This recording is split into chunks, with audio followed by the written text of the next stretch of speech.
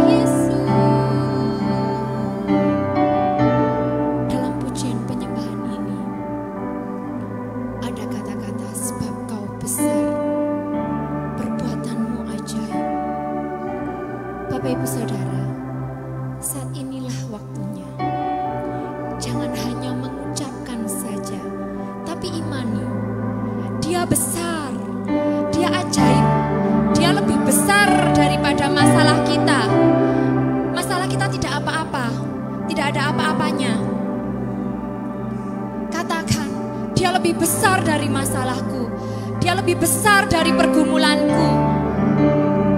Dia lebih besar dari sakit penyakitku. Dia berkuasa. Katakan saat ini, Kau yang terlebih besar. Hosana bagi Yesus. Haleluya. Sembah hanya bagimu Tuhan. Hosana bagi Yesus. Kami menyembah-Mu. Glory, glory, glory bagimu. Sembah Dia, sembah Yesus Raja. Dia yang bertahta melebihi segalanya. Haleluya, haleluya.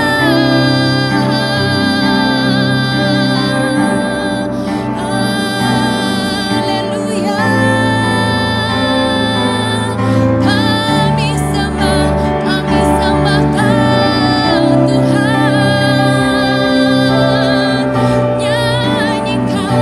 Nyanyikan pujian baginya. Hosana. Haleluya. Haleluya Yesus. Glory bagimu, pujian bagimu Tuhan. Hosana bagi Yesus. Haleluya, haleluya. Terima kasih Tuhan. Oh, glory bagimu. Haleluya. Sebab Kau besar, perbuatan-Mu ajaib, tiada seperti Engkau, tiada seperti Engkau. Sebab Kau besar, perbuatan-Mu ajaib, tiada seperti Engkau, tiada seperti Engkau. Sebab Kau besar, perbuatan-Mu ajaib, tiada seperti Engkau, tiada seperti Engkau. Sebab Kau besar, perbuatan-Mu ajaib, tiada seperti Engkau, tiada seperti Engkau, tiada seperti Engkau, tiada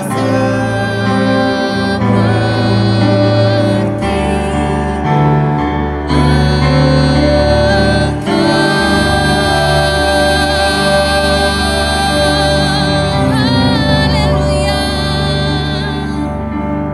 Yes Tuhan, tiada yang seperti Engkau. Engkau Allah kami yang hidup. Engkau lebih besar dari segalanya. Kami punya Allah yang besar. Dan saat ini Tuhan, kami tidak mau melihat pergumulan kami. Kami tidak mau melihat masalah kami. Tapi kami mau fokus kepadamu. Kami mau bersorak-sorai bersamamu saat ini Tuhan. Terpujilah namamu, haleluya. Amin. Siap bersukacita bersama Yesus.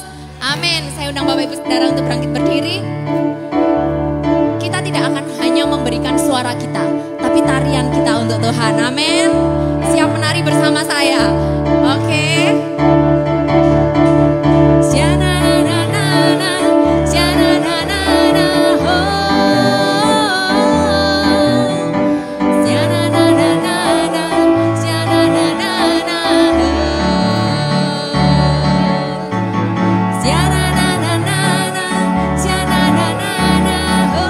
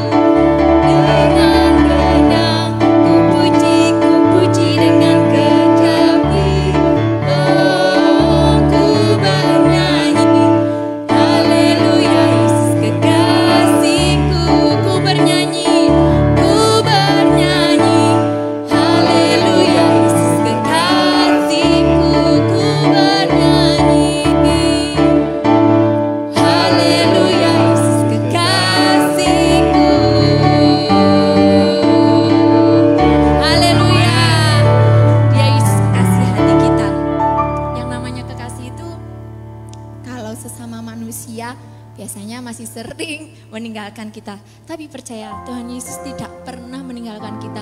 Justru kadang kita yang meninggalkan Tuhan Yesus. Benar begitu? Saya harap tidak ya. Kita saling setia. Tuhan Yesus telah setia kepada kita, kita pun setia kepadanya. Amin.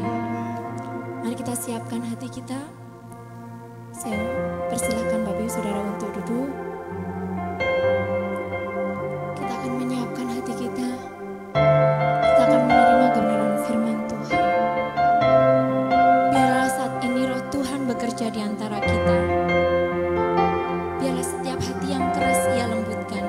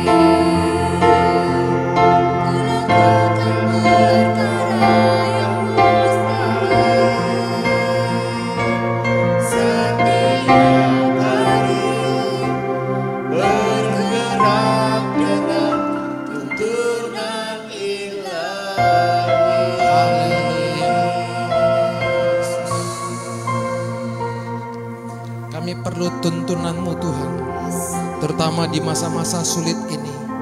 Kami sungguh-sungguh memohon penyertaan Tuhan, agar hidup kami sekalipun situasi terus menekan, hidup kami terus berbuah bagi Tuhan. Bapa di dalam surga, kami bersyukur pada sore menjelang malam hari ini Engkau masih mengizinkan kami untuk dapat beribadah di bait-Mu yang kudus. Kami berterima kasih untuk kesempatan yang masih Tuhan berikan pada kami untuk dapat berpaling dari jalan kami yang jahat. Kami membuka hati kami pada saat ini Tuhan untuk mendengarkan firman. Berfirmanlah bagi kami, ajar kami, ubahkan hidup kami, sehingga hidup kami senantiasa menyenangkan hati Tuhan. Kami berdoa untuk jemaat yang mungkin masih dalam perjalanan karena hujan. Kiranya Tuhan menibakan mereka tempat ini dengan selamat, sehingga mereka pun tidak kehilangan berkat Tuhan bagi kami pada saat ini. Terpujilah nama-Mu Tuhan Yesus. Haleluya. Mari kita semua siap diberkati bersama dengan saya katakan amin. Shalom Bapak Ibu.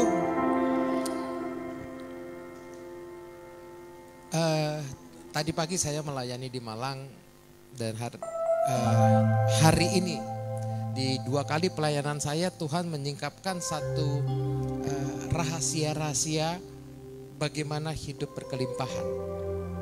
Tadi pagi saya menyampaikan firman Tuhan tentang memberi dengan sukacita, ya.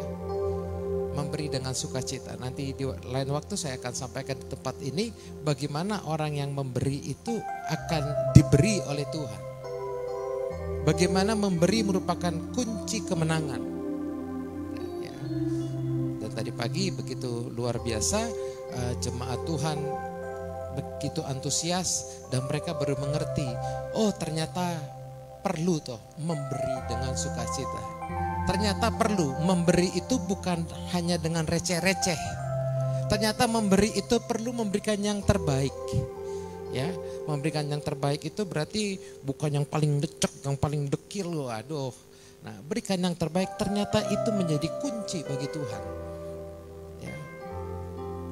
Bahkan dalam Ulangan 15 ayat yang ke-10, pelayanan tadi pagi saya terakhir mengambil ayat itu. Ulangan 15 ayat yang ke-10 berkata, kalau engkau memberi dengan sukacita, berilah jangan dengan duka cita, sebab Tuhan Allahmu akan memberkati engkau, memberkati pekerjaan dan segala usahamu. Kalau dibilang sebab berarti ada akibat, ya. Sebab akibat, dengan memberi dengan sukacita, maka akibatnya Allah akan memberkati usaha dan pekerjaan. Dan pada ibadah yang kedua ini, Tuhan menyingkapkan lagi bagaimana saudara dan saya dapat hidup berkelimpahan, yaitu kita mau belajar dari pelajaran pohon ara. Ya, mungkin ada pada saudara yang tahu tentang Presiden Amerika ini, John F. Kennedy, dengan ungkapannya yang terkenal yaitu, ask not what your country can do for you, ask what you can do for your country. Atau dalam terjemahan bebasnya, jangan tanyakan apa yang negara bisa berikan kepadamu, tapi tanyakanlah apa yang bisa engkau berikan kepada negara. Saya mengambil hal ini kemudian saya renungkan dalam kehidupan rohani. Seringkali kita meminta kepada Tuhan, ya tidak masalah meminta. Seringkali kita berharap agar Tuhan mengerjakan sesuatu dalam hidup kita, dalam pekerjaan kita, dalam studi kita, atas keluarga kita, atas kesehatan kita. Tapi pernahkah kita renungkan apa yang sudah kita berikan untuk Tuhan?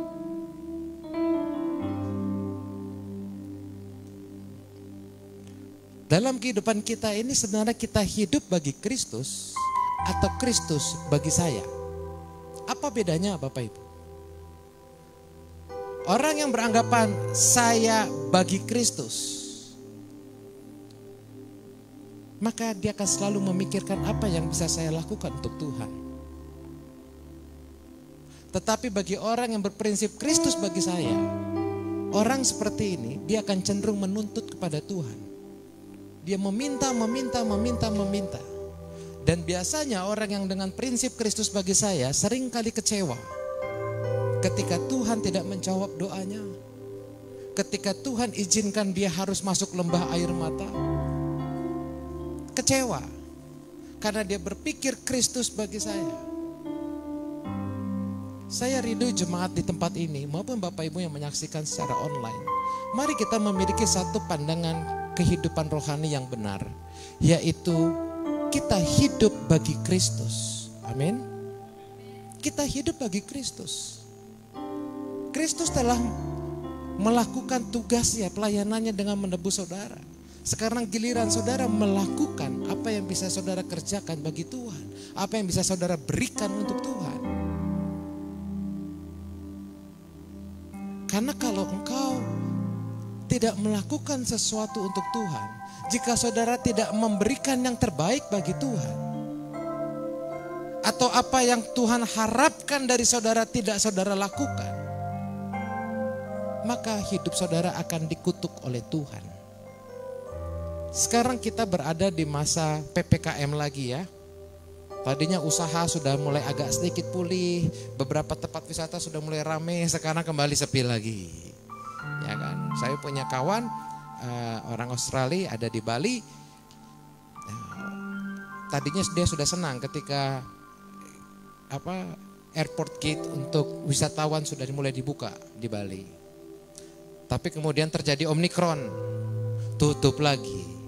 2 hari yang lalu saya baca hotel-hotel di Bali sepi lagi. Begitu aja terus kita selama belum ada obatnya. Memang akan selalu begitu, buka tutup terus begitu.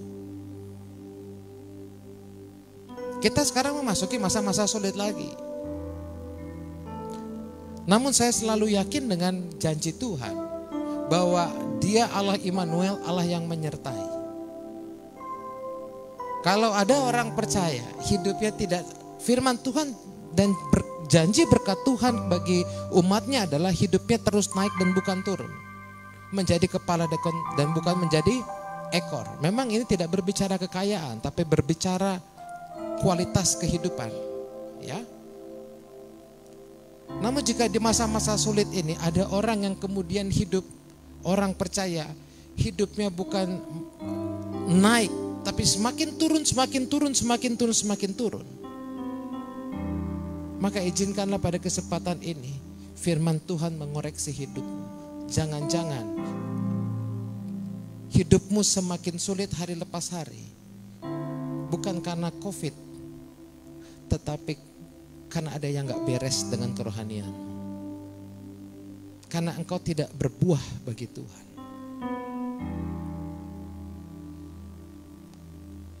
Tadi pagi juga saya sampaikan, kalau dalam keadaan sulit, saudara bukannya tetap hidup di dalam kesejahteraan, berkecukupan, berarti engkau orang-orang yang tidak mau memberi. Karena temanya tadi pagi memberi dengan sukacita, dan saya sampaikan orang yang tidak memberi, orang pelit gak masuk surga. Ngeri kan? Orang pelit gak masuk surga. Saya sampaikan ada beberapa kebenaran firman Tuhan yang membukakan seluruh jemaat tadi pagi. Dan pagi hari ini saya mau sampaikan juga, mau menyingkapkan satu rahasia bagaimana saudara bisa hidup berkelimpahan dan tidak dikutuk oleh Tuhan, terutama di masa-masa sulit seperti sekarang ini. Di masa sulit sekalipun, saudara dapat tetap melejit di dalam Tuhan. Kesulitan di luar bukan alasan saudara tidak bisa terus naik. Justru sekaranglah kesempatan bagi saudara yang hidup di dalam Tuhan akan timbul seperti terang. saudara akan tetap dapat menjadi garam. Justru sekaranglah saatnya, sehingga dunia akan melihat, kok bisa ya orang ini begini, lagi keadaan sulit tapi dia kok ekonominya tetap aja jalan, keluarganya tetap aja happy. Ini waktunya kita tunjukkan bagaimana kuasa Tuhan bekerja. Amin. Mari kita buka Alkitab kita Bapak dan Ibu dari Markus pasal 12 ayat 12 sampai ayat yang ke-14.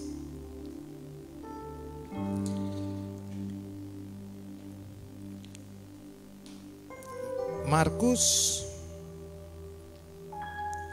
pasal 11 mulai ayat 12 sampai ayat ke-14. Lembaga Alkitab Indonesia memberikan judul perikop Yesus mengutuk pohon ara. Ya, kisah ini juga dapat saudara temukan di Injil Matius. Saya akan bacakan untuk kita semua dan saya berharap Bapak Ibu yang hadir, seluruh jemaat maupun Bapak Ibu yang menyaksikan secara online dapat ikut membaca bersama-sama dengan saya. Karena firman Tuhanlah yang akan memberkati, yang akan mengubahkan hidup kita, yang akan memerdekakan kita. Amin. Markus pasal 11 mulai ayat yang ke-12. Firman Tuhan berkata demikian. Keesokan harinya sesudah Yesus dan ke-12 muridnya meninggalkan Betania, Yesus merasa lapar. Dan dari jauh ia melihat pohon ara yang sudah berdaun. Ia mendekatinya untuk melihat kalau ia mendapat apa-apa pada pohon itu. Tetapi waktu ia tiba di situ, ia tidak mendapat apa-apa selain daun-daun saja, sebab memang bukan musim buah ara. Ayat 14, maka katanya kepada pohon itu, jangan lagi seorang pun makan buahmu selama-lamanya. Dan murid-muridnya pun mendengarnya. Bapak Ibu saudari terkasih, sebelumnya saya mau sampaikan, kalau Bapak dan Ibu membaca kisah yang sama di Injil Matius, saudara akan menemukan satu urutan yang berbeda. Ya, urutannya berbeda antara di Injil Markus dengan di Injil Matius. Kok bisa berbeda begini? Padahal katanya penulisnya sama, yaitu Allah yang atau orang yang diilhami oleh Roh Kudus. Nah, kalau saudara membaca di Injil Matius, akan seluruh peristiwa itu dari mulai Yesus masuk ke Yerusalem sampai akhirnya kemudian dia keluar, itu seakan-akan hanya satu malam. Tapi kalau saudara membaca Injil Markus, seakan-akan itu ada 2 malam. Bagaimana mensinkronkannya? Apakah ini bertentangan? Tidak jawabannya. Ya, nah singkatnya saya hanya mau sampaikan begini Bapak Ibu. Injil Matius menulis segala sesuatunya, pelayanan Yesus selama di dunia ditulis secara urutan kronologis. Dia urutan.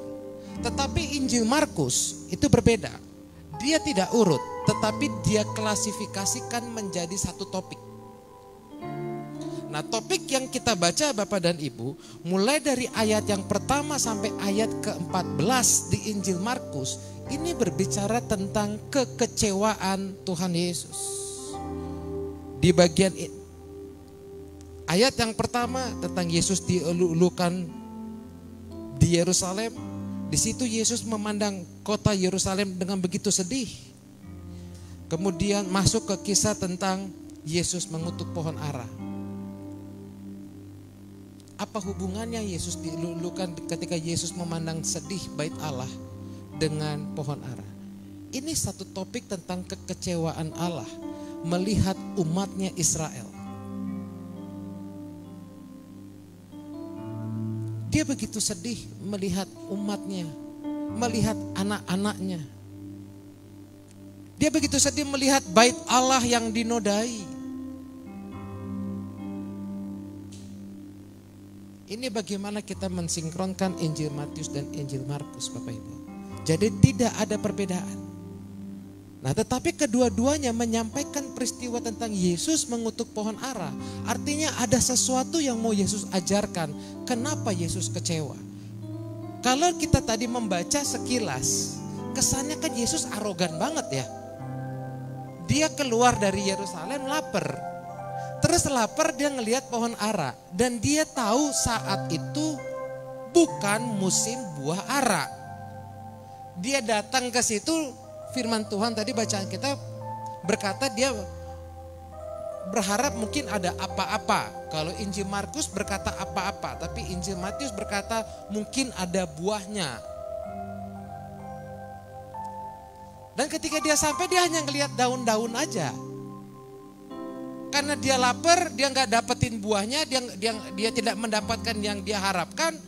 Lalu Tuhan marah, dia kutuk itu pohon. Sehingga pohon itu tidak akan berbuah lagi. Kalau kita membaca sekilas kesannya, aduh Tuhan Yesus arogan bener ya. Cuman karena lapar. Dan juga Yesus kan tahu bukan musimnya. Masa dikutuk? Kesannya kan arogan. Puji Tuhan. Tuhan yang kita puji dan kita sembah dalam nama Tuhan Yesus tidak seperti dugaan kita. Amin. Dia tidak seperti saya, dia tidak seperti kita kebanyakan yang mungkin arogan. Lalu apa pelajarannya Bapak dan Ibu? Pelajarannya adalah yang pertama, kekecewaan Tuhan Yesus sehingga Tuhan Yesus menganalogikan kekecewaannya, menunjukkan kekecewaannya dengan mengutuk pohon ara. Dia kecewa terhadap umatnya dengan mengutuk pohon ara. Karena pohon ara, kalau Bapak dan Ibu membaca di Perjanjian Lama, seringkali pohon ara melambangkan umat Israel. Dan dia kecewa dengan umatnya. Kenapa? Karena sekian waktu dia berada bersama dengan mereka.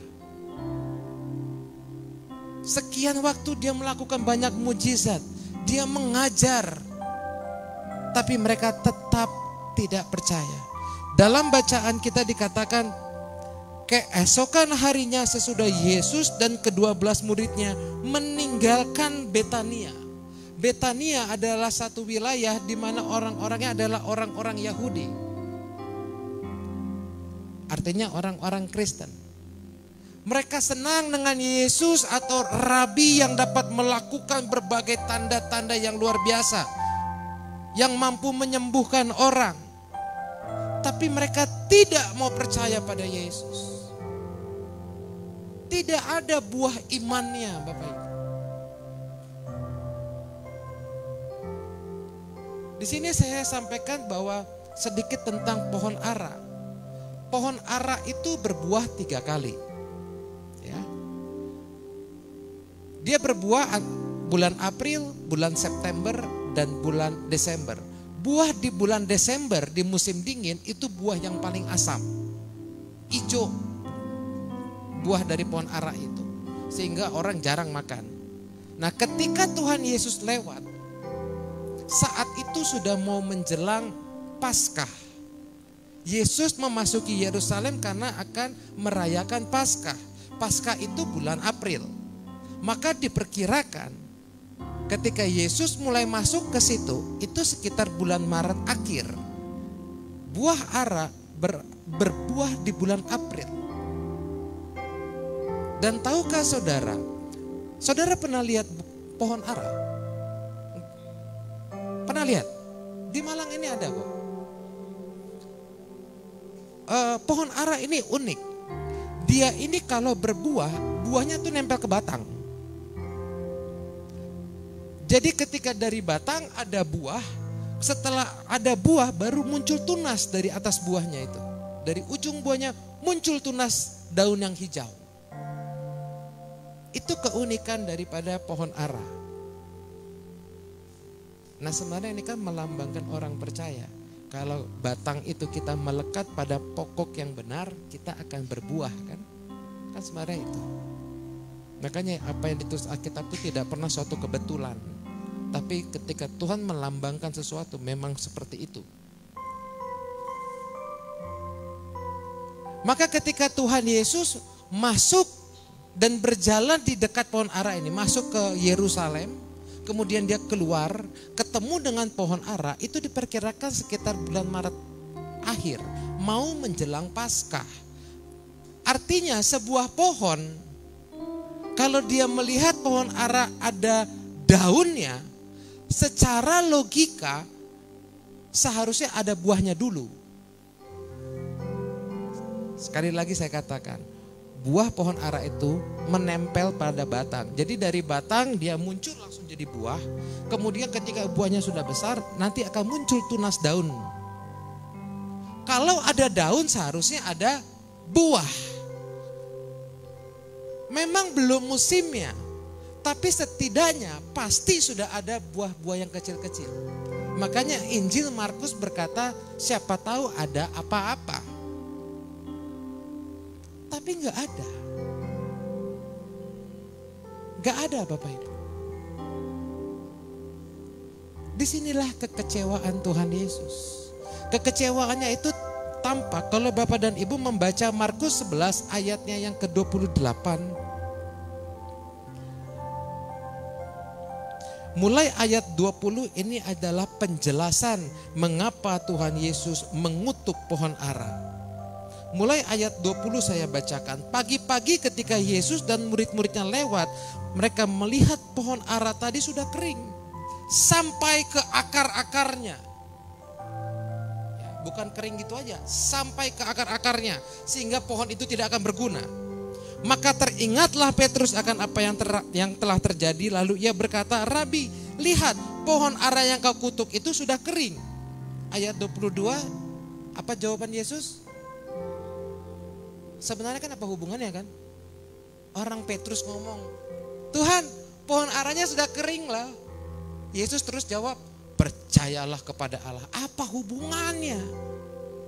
Hubungannya adalah seperti yang saya katakan tadi. Yesus kecewa kepada umat Israel karena mereka tidak mau percaya. Mereka hanya senang dengan tanda-tanda yang Tuhan Yesus lakukan. Malahan kuasa Tuhan Yesus dipertanyakan oleh imam-imam, ahli-ahli Taurat dan tua-tua Israel. Kalau Bapak dan Ibu melihat di ayat yang ke-28. Di ayat 28 di situ mereka mempertanyakan mengenai kuasa Yesus. Dengan kuasa manakah engkau melakukan hal-hal itu? Siapa yang memberikan kuasa itu kepadamu? Joelah. Begitu keras hatinya mereka. Tidak ada buah iman. Bagaimana dengan kita Bapak Ibu? Saya percaya kita semua yang hadir maupun saudara yang menyaksikan siaran ini, saudara telah banyak menerima pertolongan Tuhan. Mungkin saat ini engkau sedang menghadapi masa-masa sulit. Disinilah Tuhan akan menguji. Selama ini engkau mencari Tuhan hanya karena engkau terpesona dengan mujizatnya, terpesona dengan berkatnya. Ataukah memang engkau memang percaya akan Yesus, engkau memang mencari pribadinya. Inilah waktunya. Saat-saat COVID seperti inilah, bagi mereka-mereka yang hanya terpesona pada Tuhan Yesus, hanya terpesona pada karya-karyanya, terpesona pada janji-janjinya, berkat-berkatnya, sehingga dia berpikir Kristus untuk saya, bukan saya bagi Kristus. Di masa pemurnian ini, engkau akan dibuat Tuhan lebih kecewa. Bahkan lebih parah lagi, kalau engkau tidak bertobat, engkau akan dikutuk. Engkau akan kering sampai ke akar-akarnya. Mari Bapak Ibu, saudara terkasih di dalam Kristus. Jangan kita hanya terpesona mencari Tuhan ke gereja hanya untuk menerima berkat. Mari kita ubah. Kita ubah itu semua. Saya ke gereja bukan untuk mencari berkat. Bukan supaya pekerjaan saya yang saat ini dijaga oleh Tuhan.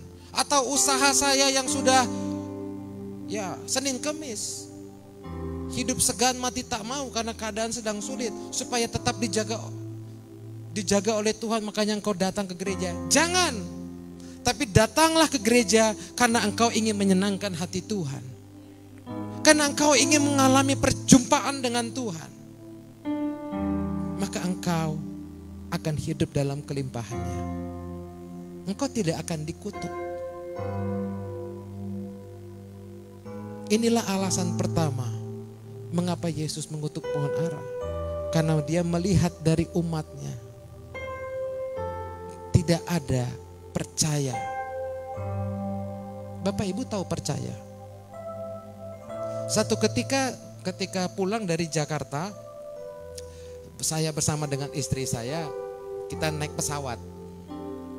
Begitu mau landing di Juanda, cuaca agak sedikit buruk sehingga terjadi banyak goncangan, turbulence, ya. Apa bahasa Indonesia? Turbulensi, ya. Ya. Ada begitu banyak goncangan. Saya cuek aja begini. Istri saya tegang. Dia tegang begini. Dia bilang, "Pi, ini gimana ini pesawat?" Saya bilang, "Terus kita bisa apa? Masa kita mau bilang, Pir, minggir, saya turun." Kan gak bisa, saya bilang. Ya sudah, tidur aja setidaknya kalau kita mati, kita duluan dekat sama surga, saya bilang. Karena lagi di udara, saya bilang. Iya gak? Lebih gampang, saya bilang. Orang percaya kayak orang naik pesawat. Kayak penumpang yang naik pesawat. Apapun yang terjadi pasrah saja sudah. Itu orang percaya.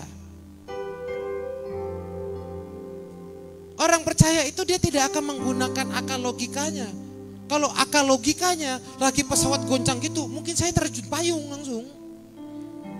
Iya kan? Itu akal logika supaya bisa selamat. Tapi kan gak bisa. Kan saya gak bisa giniin atapnya pesawat.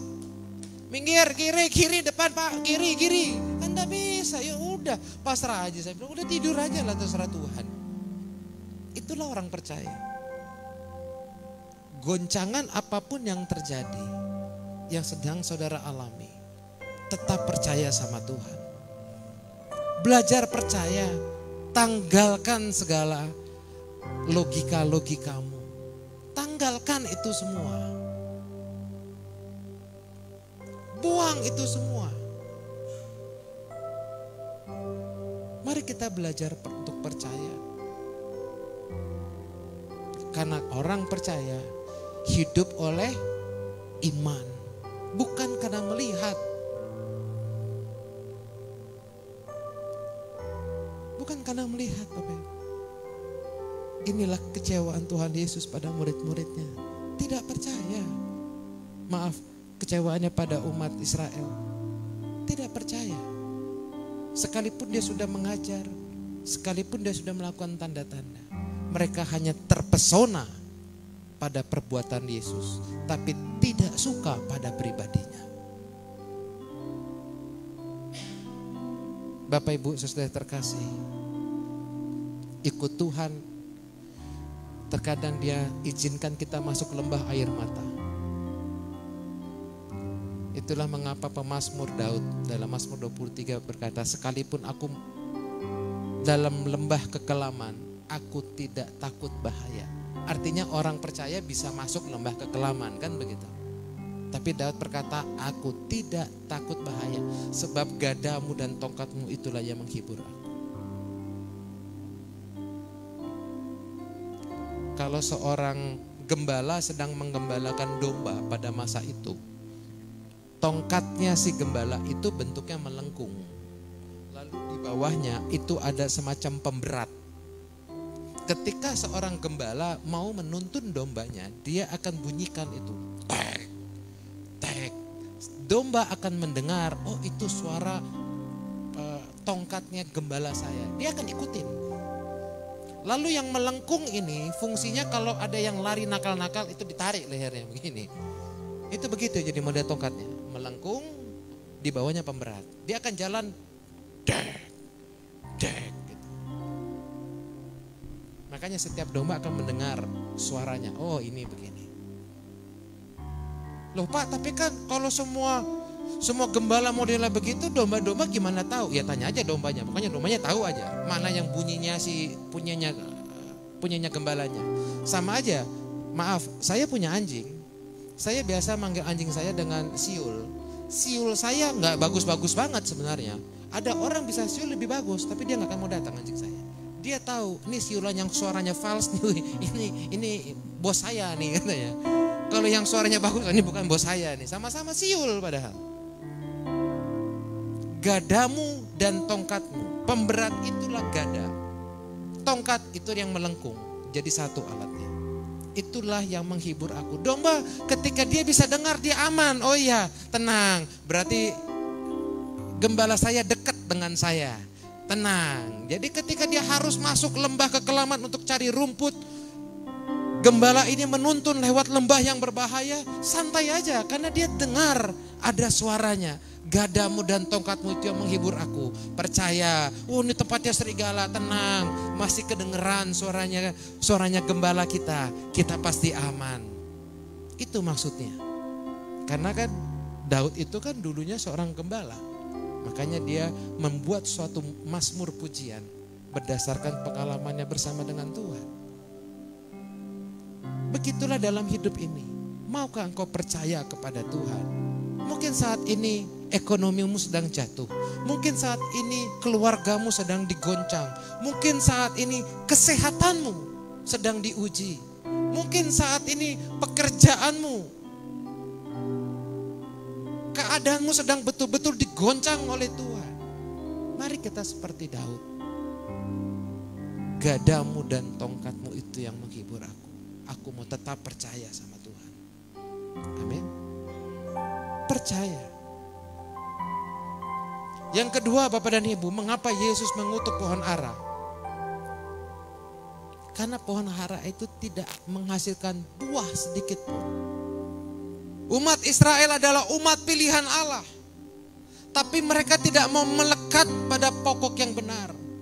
Sehingga tidak berbuah Bapak Ibu. Setiap orang percaya seharusnya menghasilkan buah yang dapat dinikmati oleh Allah dan orang lain. Inilah esensi kehidupan. Hidup saudara tidak berguna bagi Allah, hidup saudara tidak berdampak bagi orang lain. Buat apa lo hidup? Oh saya kan hidup, saya mau kejar cita-cita saya mau bagian istri saya, anak saya. Pendek amat kamu punya esensi kehidupan. Itu namanya kamu egois. Cuma mikirin keluargamu. Siapa yang di sini egois? Gak ada ya? Gak ada yang ngaku.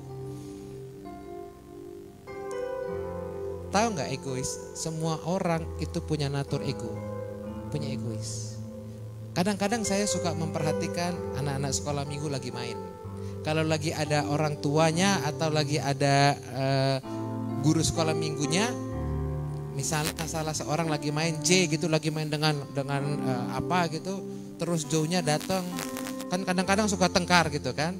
Biasanya orang tua ataupun gurunya akan bilang, J, ayo dong Joe-nya juga dikasih gitu kan. Anak kecil aja sudah egois, dia gak mau bagi. Karena dia belum sampai pada pemahaman bahwa kalau orang egois akan sulit diterima oleh orang lain. Tapi dia sudah ada, semua manusia punya natur ego. Ketika kita makin dewasa, ego itu tetap ada nggak? Tetap ada. Cuma kita punya pemahaman. Kalau saya ego, saya nggak bisa diterima. Tapi tetap egois. Buktinya apa? Coba perhatikan ketika saudara berbicara sama orang lain. Ya, ibu-ibunya ketemu dengan teman-temannya, sama-sama bawa anak gitu kan. Coba perhatikan. Saudara lebih sering yang ngobrol, membicarakan tentang kehebatan dirimu, anak-anakmu, atau engkau lebih banyak mendengarkan? Kebanyakan manusia lebih suka didengar daripada mendengar. Kebanyakan orang lebih suka diperhatikan daripada, lebih suka diberi daripada memberi. Kita sering menuntut untuk dicintai, tapi kita lupa untuk mencintai. Oh, gereja tidak memperhatikan. Kecewa dengan gereja. Pertanyaannya, sudahkah engkau memperhatikan gereja juga? Sudahkah engkau memperhatikan gembalamu? Pelayan-pelayan yang ada di gerejamu? Seringkali kita menuntut. Saya pernah ketemu jemaat kayak begini. Kecewa. Bukan di sini, di Arab. Jauh lah pokoknya. Sini baik-baik semua. Kecewa gak mau ke gereja. Hanya karena tidak dikunjungi. Yo elah. Kecewa. Inilah bukti. Ego itu saya sebutnya begini, egois ya. Egois itu gampang kita lihat dari orang lain. Tapi sulit kita lihat pada diri kita. Setuju? Saudara bisa gak ngenalin orang itu egois atau enggak? Bisa. Saudara bisa kenali gak dirimu kalau lagi egois? Gak bisa. Itulah egois. Laki-laki kebanyakan egois, lebih egois. Jujurlah kita. Seringkali entah sudah berapa kali saya tengkar. Kami juga walaupun pasangan pendeta, tetap aja kami suka tengkar. Dan dalam pertengkaran saya sering bilang, kamu tuh egois. Dan dengan bodohnya saya berpikir, saya egois di mana? Itulah egois. Kita bisa lihat dari orang lain, tapi kita nggak bisa lihat pada diri kita. Itu egois. Mari kita hasilkan buah-buah roh, yaitu buah roh yang ada dalam Galatia 5 dan buah jiwa. Pada kesempatan ini saya juga mau memberikan apresiasi kepada jemaat di tempat ini. Kemarin saya mendengar kabar bahwa sudah ada 2 gereja besar yang akan masuk di kota Kepanjen. Saya bersyukur. Ada teman saya hubungin saya, dibilang, bro, ada gereja besar mau masuk ke Kepanjen. Lu gak takut dengan jemaat? Saya cuma bilang begini, bahkan salah satu gerejanya ngundang saya khotbah semarin hari ini jam 4. Tapi saya bilang nggak bisa, orang saya juga punya jemaat. Saya cuma bilang begini, nggak ada perasaan saya takut. Saya malah bersyukur. Karena dari gereja kita yang kecil ini, yang orangnya cuma segini, kita berdoa mati-matian berdiri untuk kota Kepanjen. Akhirnya terjadi pencurahan Roh Kudus untuk kota Kepanjen. Amin. Ada banyak gereja Tuhan yang mau masuk kota Kepanjen. Itu buah dari doa kita. Saya bilang saya gak takut, saya seneng. Ada banyak gereja-gereja besar kayak gitu, gak apa-apa. Tapi setidaknya saya selalu pegang apa kata firman Tuhan. Yang dapat upah bukan orang yang menuai saja, tapi yang menabur juga. Saudara dan saya, dari semenjak 2018 gereja ini ada, kita berdoa. Kita pernah keliling pakai mobil, pernah kan ya? Pernah pakai mobil kita kelilingin sampai jalan ke ini, Jalibar, sambil main gitar ini ya. Pakai Toyo ya. Pakai mobil Toyo tuh. Pernah sekali pakai Toyo kalau salah. Ya, sekali. Tayo. Pakai Tayo gitu ngejreng gitu dengan almarhum Pak Toyo gitu kan. Kita mutar. Saya bersyukur begitu saya dengar ada 2 gereja besar mau masuk di Kepanjen.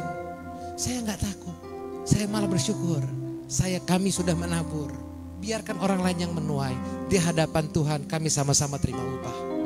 Amin. Nggak takut saya, ngapain? Iya juga ya, iya. Mari kita lihat dalam perspektif iman, bukan persaingan. Gereja itu kadang-kadang, ya begitulah gereja. Ada gereja baru dimusuhin, bersaing. Emang lo mau bisnis? Iya kan? Emang kita bisnis. Memang gereja membutuhkan persembahan.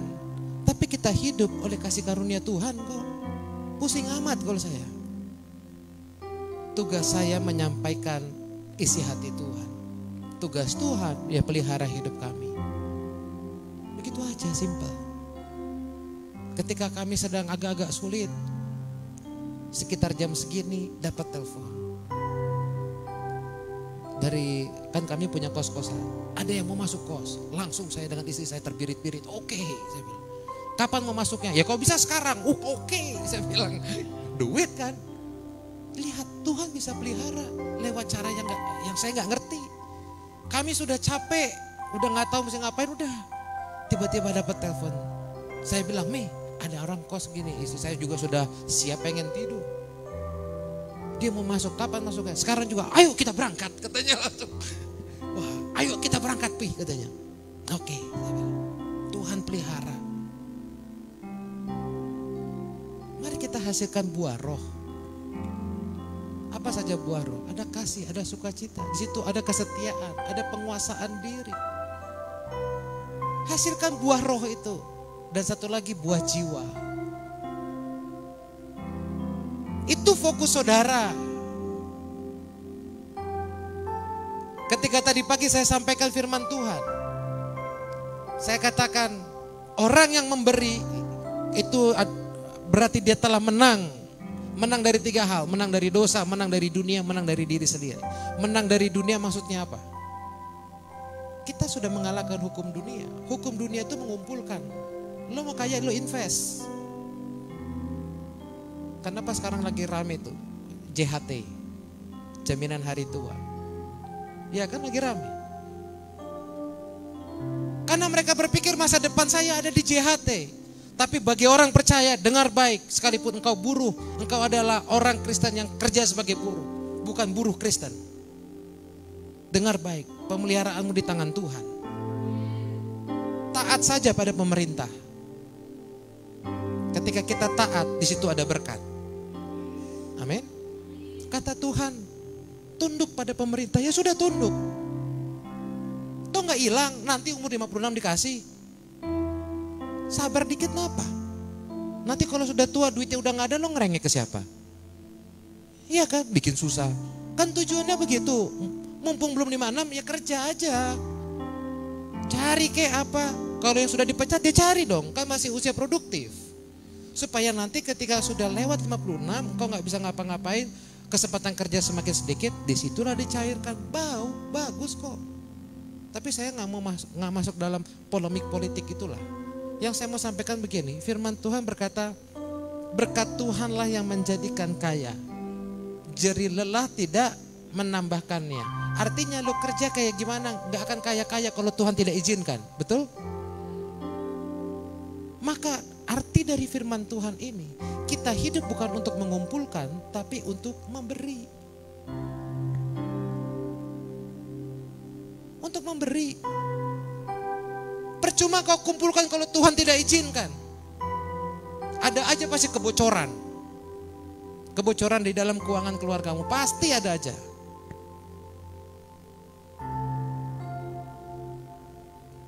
Hiduplah untuk memberi. Loh tapi Pak kan gak mungkin loh, kita kan harus berhemat mungkin. Hello, engkau mau percaya dengan akal logikamu bergantung pada tabunganmu atau kamu bergantung sama Tuhan? Memangnya Tuhan gak bisa pelihara? Kita seringkali bersembunyi di kata-kata hemat itu, berhikmat itu. Saya tidak katakan boros. Boros berbeda dengan memberi. Boros itu engkau habiskan uang untuk memuaskan keinginan. Itu boros. Bukan itu yang Tuhan ajarkan, memberi, menabur. 2 Korintus 9 ayat yang ke-6. Orang yang menabur sedikit, menuai sedikit. Orang yang menabur banyak, menuai banyak. Apa yang mau dituai kalau engkau tidak mau nabur? Iya kan? Itu buah roh.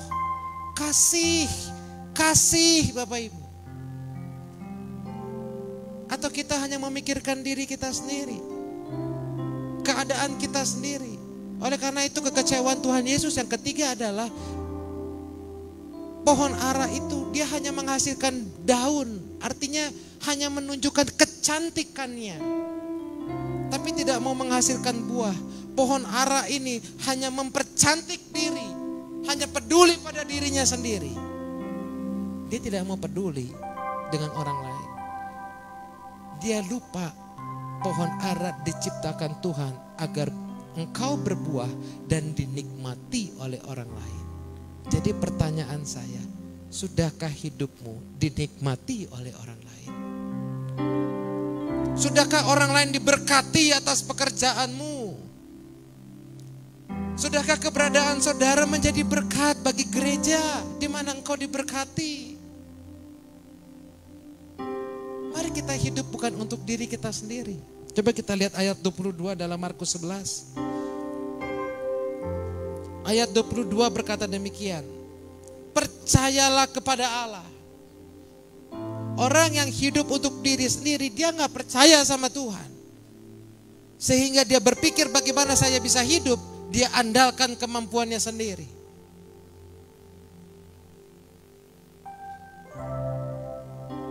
Saya teringat pada firman Tuhan yang diberikan oleh istri saya waktu saya berulang tahun, entah tahun berapa. Percayalah kepada Tuhan dengan segenap hatimu. Jangan bersandar kepada pengertianmu sendiri. Saya tidak pernah lupa ayat ini. Karena Tuhan pakai istri. Tuhan bisa pakai istri-istri saudara untuk menegur. Ya Pak, jangan keraskan hati kalau istri ada ngomong firman Tuhan. Latar belakang saya seorang pebisnis. Saya lama tinggal di luar negeri. Saya orang yang sangat logika. Berhitung, nama orang saya bisa lupa. Tapi kalau rekening di tabungan saya, ingat saya tuh. Sampai istri saya aja sampai bilang, saya heran sama kamu. Sama ketemu orang bisa lupa. Tapi kamu ngasih uang berapa ke aku, sampai 10.000 juga kamu ingat katanya. Heran sama gitu. Yang istri-istrinya ketawa tuh sebenarnya ngetawain suaminya tuh sebenarnya, bukan ngetawain saya tuh. Ya Bu ya, kadang-kadang kan ibu harus ingetin kalau suami lupa ketemu sama orang. Tapi coba kalau soal duit, inget sampai 5.000 perak kita ngasih ke dia tuh kapan pun ingat. Saya orang yang kayak begitu. Jadi waktu saya ulang tahun di awal-awal pernikahan saya ingat. Dia kasih ayat itu, saya kaget. Dan itu terus saya ingat. Saya harus belajar percaya. Saya berusaha. Dan saya mengajak kita semua. Ayo jangan bersandar pada pengertian kita. Pengertian kita dipengaruhi dengan hukum dunia. Hukum dunia itu lo pengen kaya, lo nabung, lo invest. Jangan terlalu banyak memberi, hemat. Itu hukum dunia bos. Firman Tuhan berkata saudara dan saya itu musafir di dunia. Saudara adalah makhluk sorga yang ada di dunia. Kita beda. Kita beda. Kita hidup oleh iman, bukan karena melihat. Kita hidup karena percaya Bapak Ibu. Oleh karena itu jangan lagi hidup untuk diri kita sendiri seperti pohon ara ini. Yesus mengutuk pohon ara karena ketika dia masuk ke bait Allah, dia melihat bagaimana di bagian pelataran, memang di bagian pelataran itu dipakai untuk orang-orang non-Yahudi berjualan, menyiapkan hewan-hewan kurban dan penukaran uang untuk orang yang mau ibadah. Itu memang tempatnya. Sampai situ tidak salah. Yang menjadi salah adalah mereka berdagangnya itu mengambil keuntungan yang berlipat kali ganda. Sehingga Tuhan Yesus berkata dijadikan bait Allah menjadi tempat sarang penyamun. Dan imam-imam itu tahu mereka mendapat cuan, uang bagi untung. Keluarga-keluarga imam juga begitu. Itu yang membuat Yesus kecewa. Engkau hanya hidup untuk dirimu sendiri memperkaya. Engkau lupa fungsimu, tugasmu. Inilah kekecewaannya. Pada saat itu pohon ara sama sekali tidak menunjukkan kegunaan dirinya selain keindahan daunnya. Yesus kecewa pada umatnya yang tidak melakukan perannya di dunia. Fokus pada diri kita, pada kebutuhan kita. Terutama lagi masa-masa sulit kayak begini. Kita fokus pada diri kita. Waduh, yang penting saya aman. Yang penting keluarga saya bisa makan. Terserah yang lain. Dengar baik, engkau fokus pada dirimu sendiri. Akan membuat engkau lupa akan peranmu, akan tugasmu, akan panggilanmu di dunia ini. Kita gak akan pernah merasa cukup kok. Setuju? Kapan kita merasa cukup? Gak pernah. Filipi 2 ayat keempat berkata, janganlah tiap-tiap orang hanya memperhatikan kepentingannya sendiri, tetapi kepentingan orang lain juga. 1 Korintus 12 ayat yang ke-7. Tetapi kepada tiap-tiap orang dikaruniakan, diberikan oleh Allah, diberkati oleh Allah. Tujuannya apakah? Untuk supaya orang itu disanjung, supaya orang itu terkenal, punya kuasa yang luar biasa, bisa menyembuhkan orang dan lain sebagainya, supaya namanya tenar mana-mana. Bukan itu. Tuhan karuniakan untuk kepentingan bersama, bukan untuk diri sendiri, bos. Maka yang terakhir, sudahkah engkau berbuah? Di masa-masa sulit seperti sekarang ini, sudahkah engkau juga menghasilkan buah bagi Allah dan bagi orang lain? Jangan sampai Yesus mengutuk hidupmu hingga engkau tidak dapat berbuah. Jangan sampai Yesus mengutuk engkau sampai kering hingga ke akar-akarnya. Artinya tidak akan ada lagi kesempatan kau bisa berbuah. Jangan sampai itu terjadi, dan saya berdoa itu tidak terjadi. Asalkan pada hari ini engkau berkomitmen pada Tuhan. Tuhan, saya mau berbuah. Saya mau percaya pada Tuhan. Saya mau hasilkan buah-buah. Saya mau menghasilkan buah roh. Mau menghasilkan buah jiwa. Saya tidak mau hidup untuk diri saya sendiri, tapi hidup bagi Allah dan bagi orang lain. Saya percaya situasi sulit seperti saat ini tidak akan menghalangi engkau untuk terus melejit. Amin. Engkau akan terus dipakai Tuhan secara luar biasa, menjadi berkat bagi orang lain. Sebab hidupmu berbuah, engkau berguna. Saudara dan saya bukan seperti pohon ara yang baru berbuah kalau lagi musimnya. Kita ini umat Allah, umat pemenang, nggak ada musim. Amin. Amin. Nggak ada musimnya, nggak perlu tunggu musim. Lagi ada duit baru mau memberkati. No. Itu sama kayak buah ara itu, pohon ara. Baru mau memberi kalau kita punya. Please dong. Apa bedanya kita dengan pohon ara yang baru berbuah pada musimnya? Saudara dan saya dipelihara Tuhan 360 hari. Berikan yang terbaik. Hasilkan yang terbaik. Berbuah terus. Apapun musimnya, apapun keadaannya. Maka saya percaya inilah kunci untuk hidup kelimpahan. Yaitu kita menghasilkan buah. Amin. Saudara mau berkomitmen untuk menghasilkan buah? Saya undang pemain musik untuk maju ke depan.